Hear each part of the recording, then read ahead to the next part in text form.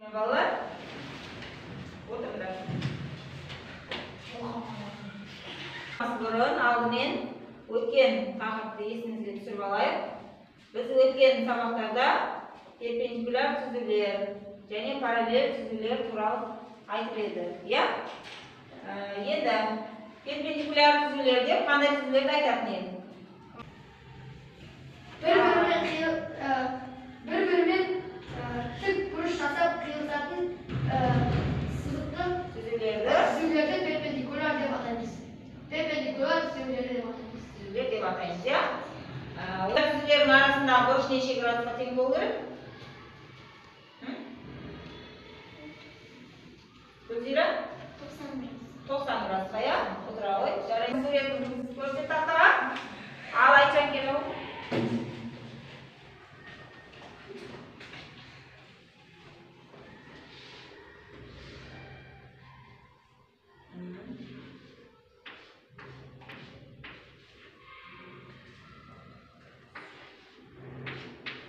Дұрыссыз ма? Дұрыссыз ма суретті? Дұрыс, иә? Алдынан қалай оқимыз енді? А түзуі, Б түзуіне не?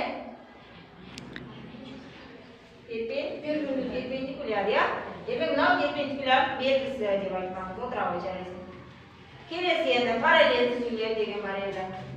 Параллель түзулерде қандай түзулерді айтатын еді? Ал Ахмет? Bir-birine қиылыспайтын түзулер параллель түзулері деп аталады. Деп аталады, иә? Параллель түзулердің арасында отыра ғой.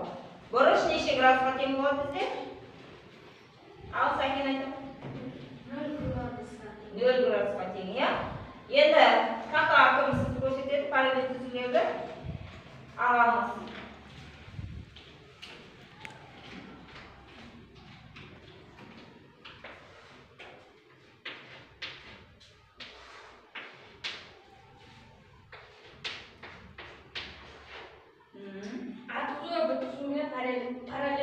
Параллель, иә? Демек, мына белгімізде параллельдік белгісі деп аталады. Енді есімізге түсіріп алған болсақ, ары қарай бүгін жаңа тақырыпты ашамыз. 97-ші бетте тік бұрышты координаталы жүйесі және координаталық жазықтық.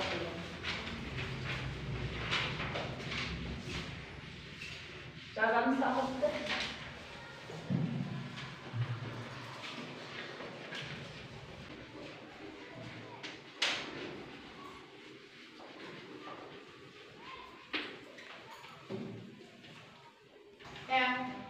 Демек, тік бұрышты координаталы жүйесі және координаталық жазықтық. Жазықтыққа мысал келтіретін болсақ, осы сыныптың ішінен мысал келтіреміз. Жазықтық дегеніміз не еді? Бұрыштар. Мысалға не? Тақтаның беті. Тағы не деп айтып? Тақтаның беті, иә? Тақтаның бетін жазықтық деп қарастыруға болады демек. Енді осы жазықтықта егер бізге бір не берілсе, не деп айтатын еді бұны? Мынау не деп аталып бізде? Нүкте, иә? Осы нүктелерді қандай әріптермен белгіленеді? А нүктесі, Б нүктесі десек, қандай әріптер бұлардың барлығы? Латын бас әріптермен белгіленеді, иә? Енді осы А нүктесін, мысалы, тақтаның бетін жазықтық деп қарастыратын болсақ, осы тақтаның қандай бөлігінде орналасқан? Оны анықтау үшін біз не істейміз? Екі сызықты бір-біріне қосамыз ба нүктелерді? Иә. Демек, мынау тақтаның несі бізде? Ені. Болса, мынау ұзындығы, иә? А нүктесінің орнын анықтау үшін біз не дейміз? Енінен қандай да бір сантиметрде қашықтықта, иә? Дәл солай ұзындығынан да мысалға 10 сантиметр, иә? Енінен 5 сантиметр қашықтықта дейтін болса, біз мына А нүктесін Ko'rsata olamizmi? Ya. Demek ol үшін bizga mынау тікбұрышты координаталар жүйесі көмектеседі екен. Ол дегеніміз мынау бізде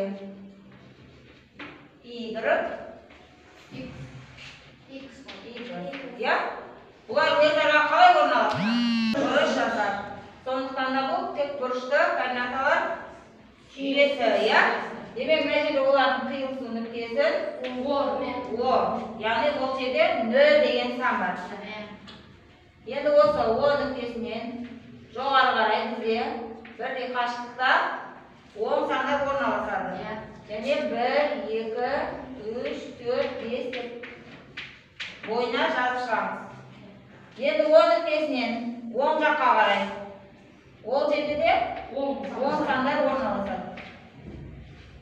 Және өсу ретімен жазып шығамыз. Ал енді солға қарай осы өсте теріс сандар. Ya? Terіс сандар -1, -2, -3, -4, -5. Дәл осылай енді мынау өстің бойында да теріс сандар орналасады екен.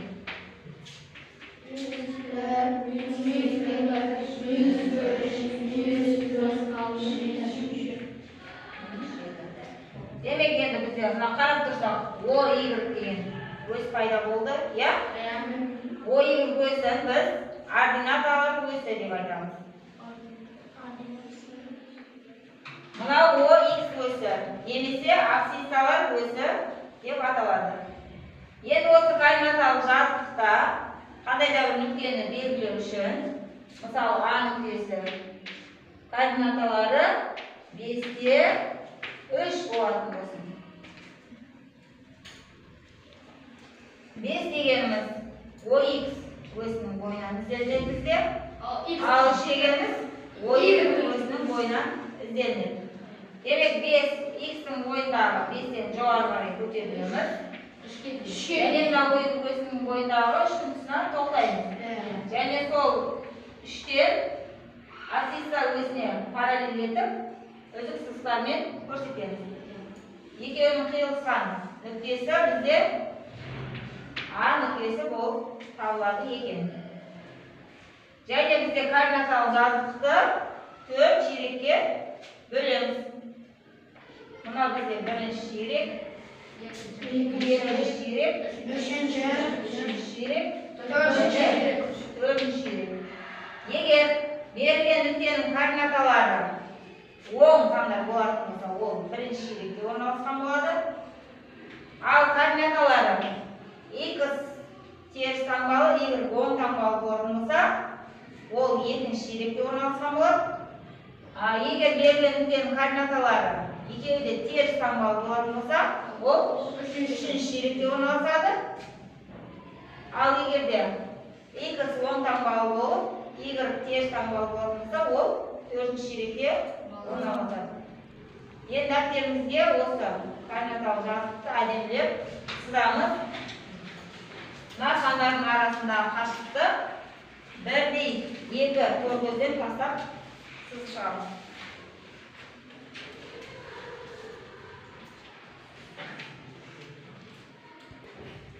Егер сыз болған болса, қазір 1070 есепке қараймыз. Не дейді 1070 есепте? Тікбұрышты координаталар жүйесін сызып, координаталар берілген нүктелерді белгілеңдер дейді, ya?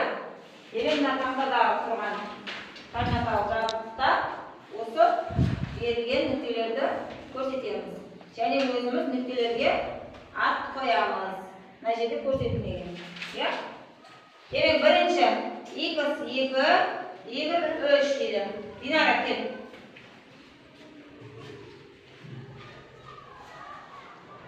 X2, Y3. Мынаның бойына көрсетеміз барлығын.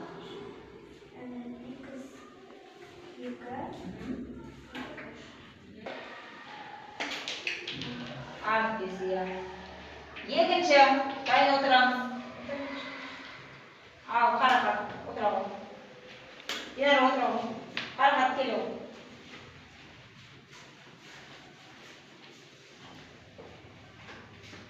Қанша деген? Ұзағыз келе қой. Төртінші кім еді? Алқана. Осы нәрселерді дәптерлеріңізге де аягөз. Алтыншы кім еді? Кеп. Нөмірде 5 дейді.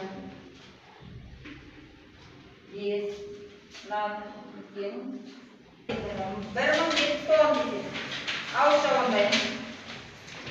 Суретке жаққа қараймыз. Тастағы бірнеше нүктелер берілген. Енді осы нүктелердің біз координаталарын айтамыз. Малика, бірінші А суретте. А нүктесінің координатасы неге тең? -3. С нүктесінің координатасы Мейрам деп айтамыз. 3-тен -3. Дұрыс. Надырбек. С нүктесінің координатасын айта ғой.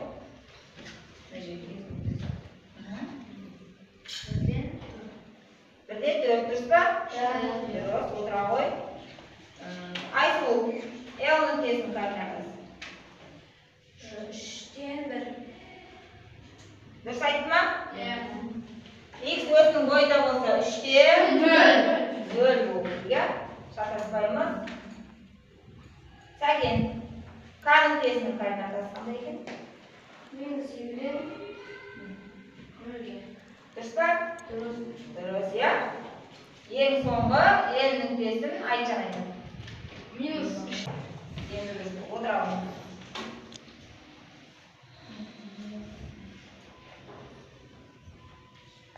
Тақырып бойынша түсінбеген сұрақтарың бар ма? Жоқ. Барлығы түсінікті ма?